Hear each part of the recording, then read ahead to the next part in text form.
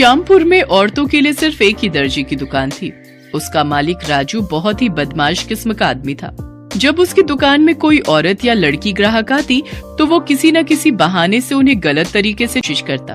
अरे क्या भाभी जी, आप जो ये सूट लेकर आई हैं, ये तो थोड़ी पुरानी है ना, और आप कह रही हैं कि इसी नाप का सूट बना दो। ऐसे थोड़ी होता है। देखिए, इतने महीनों में आपकी कमर या आपका साइज कुछ तो बड़ा होगा। अगर मैं पुरानी नाप से ही ये वाली सूट बना दूंगा तो फिर फिटिंग सही नहीं होगी ना। अच्छा ठीक है, फिर ले लो ना। महिला के इतना कहने पर ही राजू की आंखों में चमक आ जाती। अपने गले में पड़े इंच टेप से वो नाप लेने लगता है। हाँ भाभी जी, जरा सा सामने आइए। हाँ हाँ हाँ, ठीक है, जरा कमर की नाप ले लूं। उसके बाद तो वो लगभग आधे घंटे नाप लेने में ही लगा देता। और अगर कोई उससे कहता कि अरे राजू मास्टर जी, कितनी देर से नाप ले रहे हो, शाम तक नाप ही लोगे क्या? देखिए भाभी जी, मेरा नाम है राजू मास्टर। मैं अपने काम से कोई समझौता नहीं करता। हाँ, ठीक से नाप लूंगा तभी तो मस्त सूट बना पाऊंगा ना। अब उसकी इस बात पर कोई क्या ही उसे बोलता। बहरहाल औरत के जाने के बाद वो उस औरत के ख्याल में खो जाता। और क्या मस्त फिगर थी भाभी जी की। ओहो, इसके आगे तो सारी हीरोइनें फेल हैं यार। वाह ऊपर वाले, क्या किस्मत बनाई है तुमने मेरी। जरूर मैंने पिछले जन्म में कोई अच्छे कर्म किए होंगे जो आपने मुझे दर्जी बनाया। हे भगवान, बस एक ही प्रार्थना है कि अगले जन्म मुझे दर्जी ही कीजिए, ताकि मैं अलग अलग और खूबसूरत औरतों के नाप ले सकूं। राजू टेलर अपने काम की आड़ में औरतों के साथ छेड़छाड़ किया करता था। अब उसका प्रोफेशन ही ऐसा था कि लोगों को ज्यादा कुछ पता नहीं लगता। श्यामपुर में ही विनीता नाम की एक रिटायर्ड टीचर अपनी बेटी सिम्मी और बेटे विकास के साथ रहा करती थी। विकास की अभी कुछ दिनों पहले ही शर्मिला नाम की लड़की से शादी हुई थी। शर्मिला बहुत ही भोली लड़की थी। एक बार की बात है, सुबह का समय था। शर्मिला माथे पर घूंघट लिए अपनी सास के पास चाय लेकर गई। ये लीजिए माँ जी, आपकी चाय अदरक वाली। ये कहकर उसने चाय अपनी सास को दी। विनीता ने चाय ले ली तो शर्मिला वहाँ से जाने लगी। बहू, एक मिनट रुको, मुझे तुमसे कुछ बात करनी है। मुझसे कोई बात हो गई क्या माँ जी? अब चाय तो ठीक है ना? अरे तो इतना डरती क्यों है? मैं तेरी सास हूँ, कोई राक्षस थोड़ी जो तुझे खा जाऊंगी।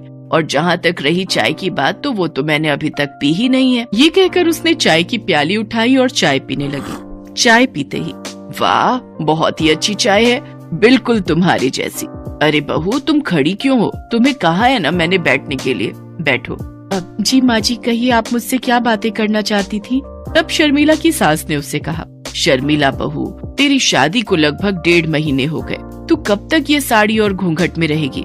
मैं समझी नहीं माँ जी। बहू, अब हमारी पीढ़ी की तो तुम हो नहीं कि घूंघट और साड़ी में ही हमेशा रहो। तुम आज की पीढ़ी हो, तुम सलवार सूट पहन सकती हो घर में, मैं कुछ नहीं बोलूंगी तुमको। पर माँ जी, मैं तो सलवार सूट लेकर आई ही नहीं, मुझे लगा कि शादी के बाद साड़ी में ही रहना होगा। भला ऐसा भी होता है क्या? उसके बाद विनीता ने अपनी बेटी सिम्मी को आवाज लगाई, सिम्मी, सिम्मी। सिम्मी उस समय कॉलेज जाने के लिए तैयार हो रही थी। माँ की पुकार सुनकर वो बाहर आई। हाँ मम्मी, क्या कह रही हो? कहीं जा रही हो क्या? क्या मम्मी, इस समय मैं कॉलेज जाती हूँ ना, पर आज तो संडे है ना। विनीता ने कैलेंडर की ओर देखते हुए कहा। तब सिम्मी कैलेंडर के पास गई और उसे पलटते हुए कहा, मम्मी, जनवरी खत्म हो गया है, ये फरवरी है, फरवरी, और आज शनिवार है। ओह, मैंने तो ध्यान ही नहीं दिया। अच्छा ये तो बोलो कि तुम मुझे बुला क्यों रही थी? सिम्मी बेटा, वो तुम्हारे पास 3-4 सूट के कपड़े पड़े हैं ना, जो पिछले महीने खरीदे थे। हाँ माँ, है तो। सुनो ना, वो तुम भाभी को दे दो, वो उसे राजू टेलर के पास जाकर सिलवा लेगी। तुम्हारी भाभी के पास एक भी सूट नहीं है। अच्छा माँ, मैं दे देती हूँ। सिम्मी ने सूट के कपड़े अपनी भाभी को दे दिए। सिम्मी कॉलेज चली गई। बहू सुनो, ये लो सूट का कपड़ा, इसे सिलवा लो। यहाँ से थोड़ी दूर पर राजू टेलर्स है, तुम उसके पास चली जाओ। मैं अकेली जाऊँ? हाँ बहू, चली जाओ ना। तुम्हें तो पता है ना मेरे घुटनों में कितना दर्द रहता है। अगर तुम्हारे साथ गई तो फिर 1 सप्ताह तक चलना फिरना सब हराम हो जाएगा। शर्मिला सूट का कपड़ा लेकर राजू टेलर्स के पास गई। राजू ने उसे देखा तो, ये कौन देहाती हुस्न की परी आ रही है? घूंघट वुंघट निकाल के, पहले तो इसे नहीं देखा। राजू टेलर शर्मिला को घूर घूर कर देख रहा था। उसे इस तरह घूरता देखकर शर्मिला झेंप गई। तब राजू ने उससे पूछा, कहिए क्या सेवा करूं मैं आपकी भाभी जी? जी, ये सूट बनवाना है। हाँ हाँ, बना देंगे बना देंगे। वैसे कैसा बनवाना है, पटियाला या नॉर्मल? पटियाला। अरे पटियाला नहीं पता आपको? आजकल वो स्टाइल बहुत चलता है। मैं तो एक्सपर्ट हूँ पटियाला का। मेरे पास दूर दूर से लोग आते हैं पटियाला सूट सिलवाने। उसके बाद राजू टेलर ने शर्मिला को दुकान पर रखे कुछ सैंपल दिखाए। शर्मिला को वो पसंद आ गए। हाँ जी सही है, ऐसा ही बना दो मेरा। अरे ऐसा क्यों, इससे अच्छा बना देंगे आपका, लेकिन पहले आपको देना होगा। देना होगा? क्या देना होगा? अरे नाप देना होगा, नाप। बिना नाप मैं कैसे बनाऊंगा आपके लिए पटियाला सूट। उसके बाद राजू शर्मिला का नाप लेने लगा। शर्मिला से बातों के क्रम में ही उसे पता लग गया था कि ये बहुत ही भोली टाइप की है, इसलिए उसने मन ही मन सोच लिया था कि आज तो इसका अच्छे से और बहुत देर नाप लूंगा, मजा आ जाएगा। नाप लेने के क्रम में राजू बार बार शर्मिला को छू रहा था, और वो छूना नॉर्मल छूना तो नहीं था। ये बात शर्मिला को भी समझ आने लगी थी। भाई साहब, ये आप क्या कर रहे हैं? इस तरह से कौन नाप लेता है? चलिए हटिए, दूर हटिए। अरे क्या हो गया भाभी जी, क्यों गुस्सा हो रही हैं आप?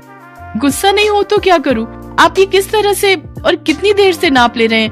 कभी कमर को छूते हैं, कभी इधर हाथ लगाते हैं, कभी उधर हाथ लगाते हैं। ये क्या बात हुई? अरे टेलर को नाप लेने के लिए इधर उधर तो हाथ लगाना ही होता है ना।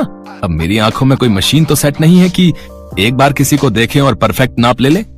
राजू अपनी बेहुदा दलीलों से अपनी कारगुजारी को ढकने की कोशिश कर रहा था, लेकिन शर्मिला भले ही भोली थी, लेकिन ना समझ तो बिल्कुल भी नहीं थी।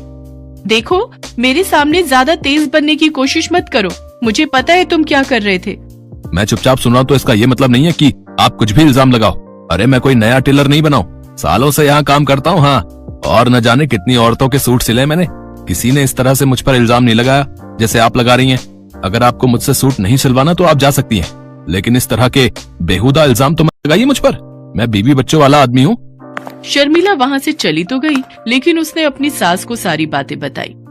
ये तुम क्या कह रही हो बहू? हाँ माँ जी, वो बहुत ही बदमाश दर्जी है, उसने नाप लेने की आड़ में मेरे साथ बदतमीजी की। माँ जी, मुझे तो वो शक्ल से ही बदमाश लगता है। अच्छा सुनो, सिम्मी को आने दो, फिर चलते हैं तीनों मिलकर उस बदमाश दर्जी की दुकान पर। सिम्मी के आने के बाद तीनों ने मिलकर एक प्लान बनाया। इस बार सिम्मी उस दर्जी की दुकान पर गई और सूट सिलवाने की बात कही। अपनी आदत से मजबूर राजू टेलर बेशर्मी के साथ सिम्मी की नाप लेने लगा, लेकिन इस बार उसकी सारी हरकत दूर छिपी उसकी भाभी ने रिकॉर्ड कर ली। फिर उन्होंने पुलिस को फोन कर वहाँ बुला लिया। थोड़ी देर में पुलिस वहाँ पहुँच गई। पुलिस को देखकर राजू टेलर के चेहरे का रंग उड़ गया। क्यों रे, तू ही है ना राजू टेलर? जी मैडम, मैं ही हूँ। कोई बात हो गई है क्या? उसके इस बात पर इंस्पेक्टर शशिकला ने उसे एक जोरदार तमाचा मारा और विनीता और शर्मिला द्वारा रिकॉर्ड किया वीडियो दिखाया। बेशर्म, यही करता है तू दुकान में अपनी? औरतों को क्या समझ रखा है तूने? चल तू थाने चल, इतने डंडे तुझे मारूंगी, इतने डंडे तुझे मारूंगी कि तेरी सारी बेशर्मी निकल जाएगी। इंस्पेक्टर शशिकला ने राजू टेलर को जेल भेज दिया। उस पर मुकदमा चला और उसे 5 साल की सजा हुई। विनीता की बहू शर्मिला भले ही भोली थी, लेकिन उसने गलत के खिलाफ आवाज उठाई। वो चुप नहीं रही। दोस्तों, आप सभी भी गलत के खिलाफ आवाज उठाइए, गलत से लड़िए, चुप नहीं बैठिए।